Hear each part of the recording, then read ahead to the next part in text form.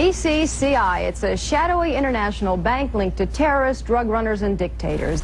Little was known about BCCI until 6 of its top officers were arrested in Tampa in October of 1988 on charges of laundering drug money for Colombian cocaine bosses.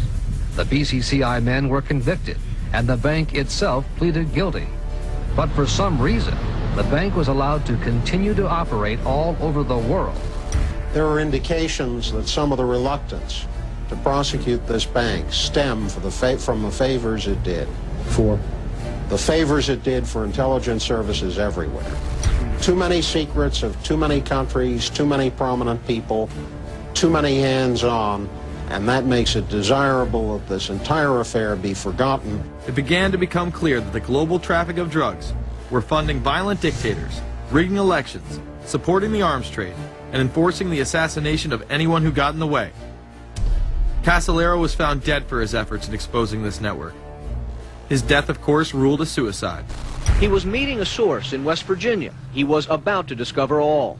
Instead, his body was discovered in a hotel room with 12 slashes in his wrist, but when the local authorities ruled it suicide, the family said, no way. The housekeeper had taken calls threatening his life. And I pick it up telephone, I say hello, and he say to me, you son of a bitch, you's dead. Casolaro would not be the only person involved in the scandal to wind up in a casket. Meet Barry Seal. At first, he portrayed Seal as a drug dealer gone good, who was assassinated by the Colombian mafia. Authorities believe last night's machine gun killing of top drug informant Barry Seal was ordered by drug bosses in Medellin, Colombia, who sent 5 men to Baton Rouge to kill Seal. Sam Dalton was the lawyer that represented the Colombian hitmen convicted of his assassination. We were trying to subpoena the CIA because we felt like they had documents, exhibits, and evidence that would indicate complicity in Seal's assassination. When they were able to gain access of Barry Seal's trunk the night of the murder, the personal phone number of none other than George H.W. Bush was present. Louis Unglesby, the former attorney for Mr. Seal, also confirms that he once called the office of the vice president after Seal had given him the number. You see, the Black Ops drug smuggling operation had not yet been exposed, and intelligence couldn't take any chances. It was later revealed that Seal was involved in smuggling cocaine into Mena, Arkansas, while Bill Clinton sat as governor. 1983, Ronald Reagan was president, Bill Clinton was governor, and little Mena, Arkansas changed from a quiet town to a center for drug smuggling and reported Contra support activity. In the middle of it all, this man, admitted dope smuggler Barry Seal. Arkansas State Trooper Russell Welch investigated Seal's organization. Each trip would have 250 to 350 pounds of cocaine. According to the London Telegraph, Arkansas State Trooper Larry Patterson testified under oath that he and his officers discussed repeatedly in Clinton's presence the large quantities of drugs being flown into Mena Airport, large quantities of money, large quantities of guns. Hot Springs police officers would also record Roger Clinton, Bill's brother, during a cocaine transaction stating, "Gotta get some for my brother. He's got a nose like a vacuum cleaner." There was also a large amount of money laundering going on in Mena. Former IRS agent William Duncan traced some of Seal's drug profits laundered through Mena banks. We had direct testimony from people who were involved in the money laundering operation. We had testimony from people at banks who observed the transactions. What happened when you tried to make this case before a grand jury? I was never asked to present the evidence to a grand jury, ever. This very same network used BCCI to fund the Afghani rebels. The deputy director of the CIA, Richard Kerr, said late today that the CIA did use the Bank of Credit and Commerce International, BCCI, to support CIA activities overseas. Most people still believe that the Soviets had maliciously invaded Afghanistan in order to spread their communist agenda. The Al-Qaeda was essentially a kind of a byproduct of Brzezinski's campaign to embarrass the Soviet Union in Afghanistan. They weren't in Afghanistan at that time. Brzezinski boasted later that he was responsible for drawing them into Afghanistan. And he did this extraordinary interview with Le Nouvel Observateur in France, and they said, but aren't you worried that you've created this whole new force of Al-Qaeda? And he said, oh, what's more important, a few crazed Islamists or the fall of the Berlin Wall? And they said, but you know, is there no danger? Aren't they dangerous? And he said, nonsense. He said all this in 1998. So I knew Brzezinski at McGill University. We were students together and took very small classes together. And in some ways he's bright, and in some ways he's kind of nuts.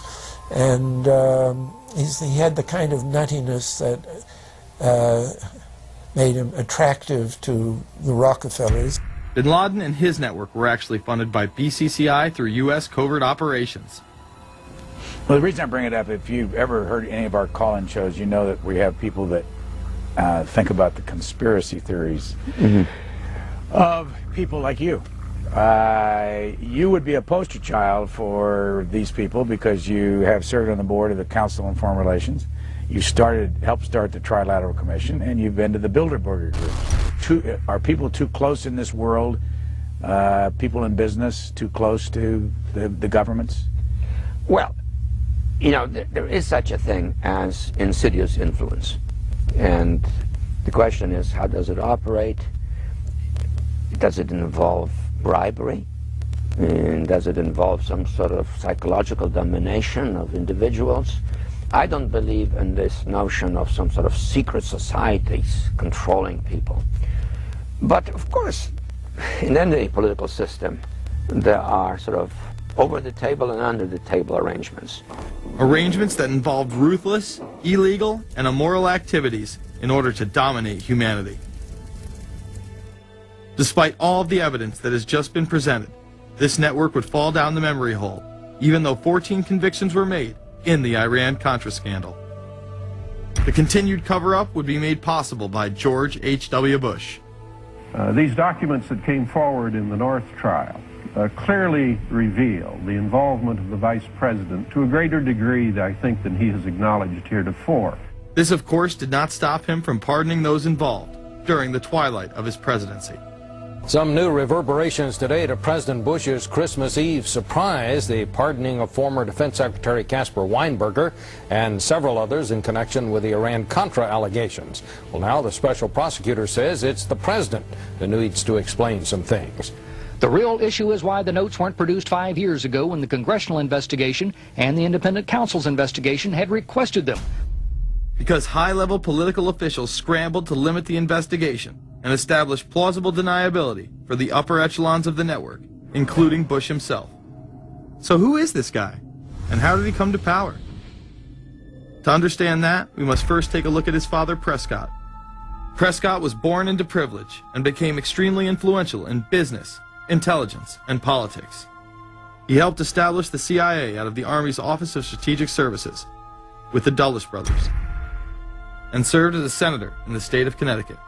However, during his time serving as one of the directors of Union Banking Corporation, he was doing business with Nazis. The Bushes have been sort of at the heart of the military-industrial complex since its very beginning, and that Prescott was involved in a firm that actually fronted for Nazi firms in America. In fact, Union Banking and its subsidiaries were seized by the United States government in October of 1942 under the Trading with the Enemy Act. After the war, the assets were returned, a few fines were paid, and it was swept under the rug of forgotten history. These Nazi ties should not be all that shocking, seeing as it has been declassified that the Office of Strategic Services recruited Nazis into its ranks through Project Paperclip in August of 1945. George Bush seemed to follow in his father's footsteps, using Prescott's business connections to move to Texas and get into the oil industry. He would first attain political office as a Texas congressman in 1966, but then lose his bid as a Texas senator in 1970. It was at this time that Nixon appointed Bush as an ambassador to the United Nations. According to official accounts, Bush then began work with the CIA as its director in 1976. Evidence suggests that Mr. Bush and the CIA actually had a much longer-standing relationship. There are indications that he had relations to the CIA before. There's a very strange memo, and the names are George Bush. And when this was published, there was a lot of fuzzing of the issues, but given George H.W. Bush's strong connections with the Cuban community, I think there is a good chance that it was the George Bush we know, so that he did have a CIA connection. Bush left the CIA just under a year after his appointment. He is credited with restoring the agency's morale, as its image was being shattered by the Church Committee's revelations of the CIA's unauthorized activities involving assassinations and corruption. In reality, Bush was responsible for denying the Church Committee many of the documents it requested and making it impossible for them to do a thorough investigation. After his time as CIA director, he devoted himself to becoming the next president of the United States. Many people within his own party did not like his globalist ties. Along the campaign trail, Bush continually had to explain his association with the group. So, you know, J.R. Ewing in the show Dallas? J.R. is a member of the Trilateral Commission, I think. It's got to be because it's so bad. Let me tell you something. I used to be a member of it. I resigned, as I did from every business thing I was in, to concentrate on one thing, running for President of the United States. Ronald Reagan initially had no interest in having Bush as his running mate. Even then presidential candidate Ronald Reagan had questions. I would suggest that maybe Mr. Bush would clear the air if he'd tell us why he resigned. Reagan's backers then forced him to choose their intelligence frontman, George H.W. Bush, as his vice president. But in spite of last year's campaign rhetoric, all seems to be back to normal between George Bush and his old colleagues. And President Reagan, who is relying on many of these powerful business leaders to make his economic package work, will host commission representatives at the White House Monday. After Reagan's election, there was an attempt on his life, just 69 days into office. Bush would again be connected. So just who is John Hinckley, Jr.? When he left this neighborhood 8 years ago, he was, by all accounts, well-liked and seemingly normal. This donut shop near the motel was visited by Hinckley, who reportedly waited for a phone call here each day, even though he had a phone in his motel room. The nature of the calls is not known. A touch of irony. The young man walking with the elder Hinckley is 30-year-old Scott Hinckley, John Jr.'s brother. He and Vice President Bush's son, Neil, are friends. They had planned to have dinner together in Denver tonight. The plans have been canceled. We were told Hinckley was a madman acting alone. If that was the case, why was he making phone calls from a payphone down the road instead of his hotel room? Why was the would-be assassin's brother a family friend of the man who stood to gain the presidency? While Reagan led the nation in the public eye, Bush exploited his power through the largely unknown Continuity of Government Directive. In the United States federal government, there is a super-secret agency which controls this shadow government. The National Program Office allowed Bush and his network to attain executive emergency powers. Ronald Reagan authorized the National Program Office when he signed a top-secret directive in 1982. Oliver North was one of the key officers responsible for the program's startup. Under the NPO's direction, 4 agencies were charged with execution of the Doomsday Plan: the CIA, the Departments of State and Defense, and the Federal Emergency Management Agency. An effort was being made to consolidate continuity of government programs across several major departments of the government under one office. After 8 years of secret wars, covertly sponsored revolution and assassination had advanced globalist interests and allowed Bush to achieve his lifelong dream by becoming the 43rd president of the United States. The fall of the Soviet Union left the United States as the sole superpower in the world. The Wolfowitz Doctrine stated, "We must maintain the mechanism for deterring potential competitors from even aspiring to a larger regional or global role." The New World Order was on display with the first Gulf War and the creation of a European Union. After losing to his crony Bill Clinton, he faded into the background as the agenda for a New World Order marched forward. After 1989, President Bush said, and it's a phrase that I often use myself, that we needed a New World Order. We have just exposed